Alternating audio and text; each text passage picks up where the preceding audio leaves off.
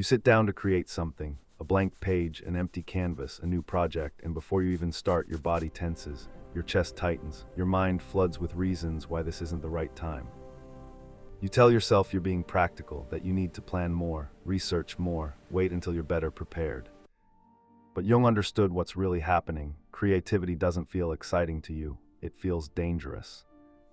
Not because you might fail, not because you might waste time, but because creativity is the act of bringing something from your unconscious into the world, and the unconscious doesn't follow rules.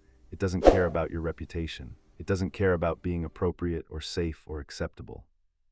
Creativity asks you to open a door inside yourself, and you have no idea what's going to come through. This isn't about confidence, it's not about skill or experience. It's about the fact that real creativity means losing control, and control is the only thing keeping you from falling apart. This is the psychology of why creativity feels dangerous, and why most people would rather stay numb than risk what happens when they create. Jung saw creativity as a conversation with the unconscious. When you create, you're not just executing an idea, you're allowing something hidden to surface, something you didn't plan, something you can't predict. And that terrifies people.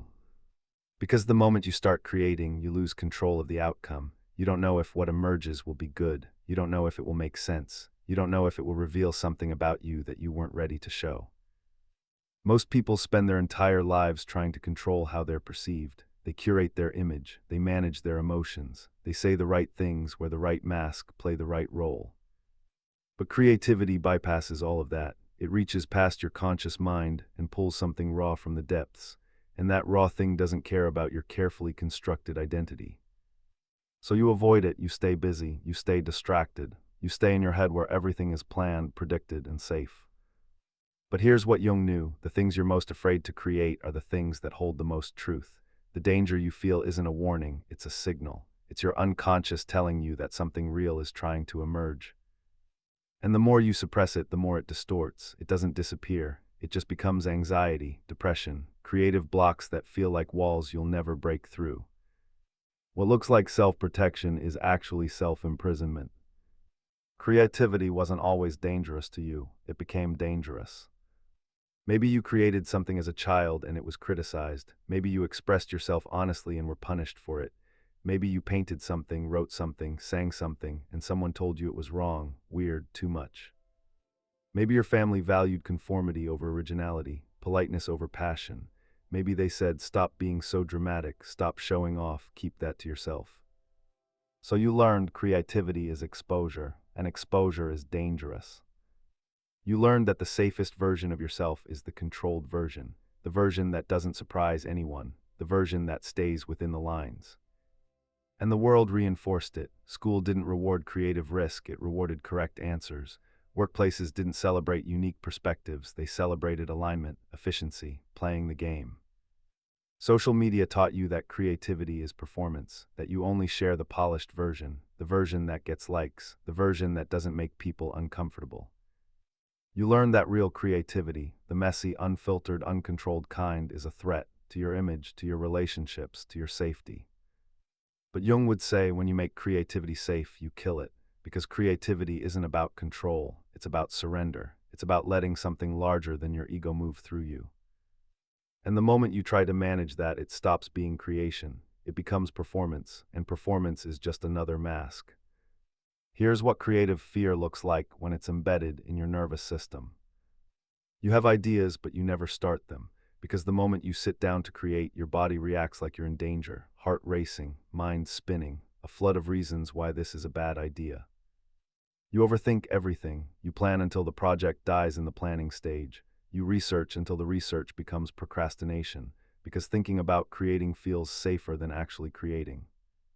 You only create when you're certain of the outcome, when you know it'll be good, when you've eliminated all risk, but that certainty never comes, so you wait, and the waiting becomes permanent. You consume instead of create. You watch other people's work, you study their success, you tell yourself you're learning, but really you're hiding, because consuming doesn't require you to risk anything. You feel a constant low-grade anxiety that something's missing, like you're not living at full capacity, like there's a part of you that's locked away and screaming to get out. But the moment you try to let it out, the fear kicks in, and you close the door again. Because creativity doesn't just feel vulnerable, it feels like annihilation. Like if you let yourself create freely, you'll lose control of who you are, and without that control, you don't know who you'll become. So you stay small, you stay safe. You stay in the version of yourself that's predictable and managed and slowly dying from the inside out.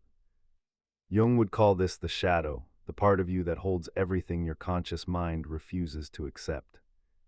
For the person who's afraid to create, the shadow holds the wild creative, the unfiltered artist, the part of you that doesn't care about being appropriate or acceptable or safe, the part that wants to scream, to disrupt, to create something so raw it makes people uncomfortable.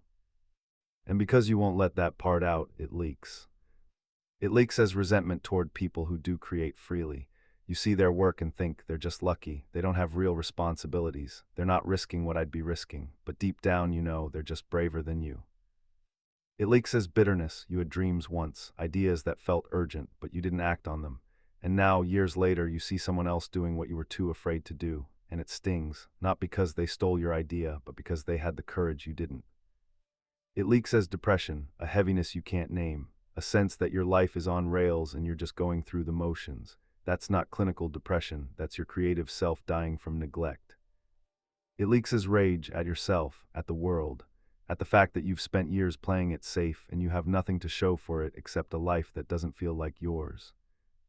The shadow doesn't punish you for being afraid, it punishes you for pretending you're not creative, for lying to yourself about what you need, for building a life around control when what you actually crave is freedom. And freedom to you feels like death. Here's what happens when you spend your life suppressing your creativity. First, you lose access to your aliveness. Creativity isn't a hobby, it's not a luxury. It's how you process your inner world. It's how you metabolize emotion, meaning, chaos, beauty. When you stop creating, all of that gets trapped inside you, and you become numb, disconnected, a person who's alive on paper but dead in practice. Second, you lose your sense of self. You become whoever other people need you to be, the responsible one, the practical one, the one who doesn't cause problems, but underneath that, you don't know who you are anymore. Because identity isn't just a role you play, it's something you build through the act of creation, and you stopped building years ago. Third, you lose your capacity for risk. The longer you avoid creativity, the more rigid you become. You can't tolerate uncertainty. You can't handle ambiguity. You need everything planned, predicted, controlled, and that rigidity doesn't just kill your creativity, it kills your ability to adapt, to grow, to become. Jung said the creative mind plays with the objects it loves, but you don't play anymore. You manage, you optimize, you control. And in doing so, you've turned your life into a system that runs perfectly, but produces nothing that feels like it came from you. You've built a prison so efficient you forgot it was a prison, and now the bars are so familiar they feel like home. Here's how you start creating again, not from fear, but from wholeness. Stop treating creativity like it needs permission. You've been waiting for the right time, the right skills, the right level of certainty, but creativity doesn't work that way. It doesn't wait for permission, it demands to be lived. You don't need to be ready, you just need to start, and starting means accepting that you'll create badly at first, messily, imperfectly. That's not failure, that's the process. Separate creativity from identity. You're afraid to create because you think your work will define you, that if it's bad, you're bad, if it's rejected, you're rejected, but your work isn't you, it's from you. It's a snapshot of where you are right now, not a final statement, not a verdict on your worth, just an experiment, and experiments are allowed to fail. Let yourself create without an audience. You're so worried about how your work will be received that you've forgotten how to create for yourself. Make something no one will ever see. Write a page and burn it, paint something and throw it away. Not because the work doesn't matter, but because you need to remember what it feels like to create without stakes, without judgment, without the weight of other people's opinions. Name the fear instead of avowing it. When the fear comes, because it will, don't run from it. Notice it. Say out loud, I'm afraid this will reveal something I'm not ready to show. I'm afraid I'll lose control. I'm afraid I'm not good enough. Numbing the fear doesn't make it disappear, but it strips it of its power, because once you see it clearly, you realize it's just a feeling, not a fact. Understand that danger is part of the process. Creativity will always feel dangerous. That's not a bug, it's the point, because creativity is the act of bringing the unconscious into the conscious, and the unconscious is chaotic, unpredictable, wild. If creation feels safe, you're not creating, you're copying. Real creation requires you to step into the unknown, and the unknown, by definition, feels like danger. Here's what Jung understood that most people spend their lives avoiding. Creativity feels dangerous because it is dangerous, but not in the way you think. It's not dangerous to your safety, it's dangerous to your ego, to the carefully controlled version of yourself you've spent years building, to the identity you've curated to keep yourself acceptable, predictable, safe. Real creativity dismantles that. It shows people the parts of you that don't fit the narrative, the messy parts, the uncertain parts, the parts that don't have answers. And that feels like exposure, like losing control, like standing naked in front of a crowd with no way to manage how you're seen. But here's the truth, that exposure is the only way to become whole. Jung said there is no coming to consciousness without pain. And creativity is painful, not because it's hard, but because it forces you to confront the gap between who you are and who you've been pretending to be. The danger you feel isn't a warning to stop, it's an invitation to continue. Because the only thing more dangerous than creating is spending your entire life refusing to. Staying locked inside a version of yourself that's safe but suffocating, acceptable but empty, controlled but dead. Most people choose that safety. They live their entire lives in the waiting room of their own potential, and they die wondering what would have happened if they'd been brave enough to walk through the door. You've spent years making creativity the enemy, treating it like a threat you need to defend against. But creativity isn't the danger. The danger is living a life so controlled that nothing real ever happens, so safe that nothing true ever emerges, so managed that you reach the end and realize you never actually lived, you just survived. Jung believed individuation requires chaos, that becoming whole means letting the unconscious speak, even when it's messy, even when it's uncomfortable, even when it disrupts everything you thought you knew about yourself. So here's your choice. Stay in control and stay small, or create something, anything, and risk becoming who you've always been underneath the fear. Creativity will always feel dangerous. But so does suffocation. The only difference is one of them leads somewhere.